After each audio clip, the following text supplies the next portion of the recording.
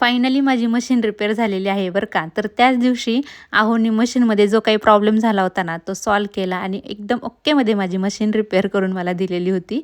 तर दुसऱ्या दिवशी मग सकाळचे नाश्ते आणि टिफिन झाल्यानंतर मग माझ्या घरातल्या कामांसाठी लागले होते.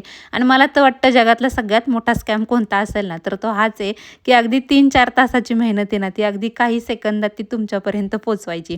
आणि व्हिडिओत दाखवते ना, त्या स्पीडमध्ये जर घरातली सगळी कामं झाली असती तर किती बरं झालं असतं ना. चला असं तर काहीही होणार नाही आहे. त्यानंतर मग घरातली सगळी कामं वरची करून घेतली आणि नंतर आठवलं की फ्रीजमध्ये साय पण बऱ्याच दिवसाची साठवलेली आहे. तर म्हटलं चला आज त्याचं लोणी पण करून घेऊयात. तर इथं छान मस्तपैकी असं मी लोणी काढून घेतलं, तुम्ही बघू शकता. लोणी आणि ताक एकदम छान मस्तपैकी तयार झालं होतं. त्यानंतर मग लोणी स्वच्छ धुवून आहे ना, मग ते कडवायला ठेवलं होतं. लोणी कढत आलं ना, की थोडासा पाण्याचा शिपका दिला ना, तर अगदी छान मस्त दाणेदार असं आपलं घरचं तूप तयार होतं. त्यानंतर मग रात्रीच्या जेवणामध्ये हे असं काहीसं मी आज बनवलं होतं.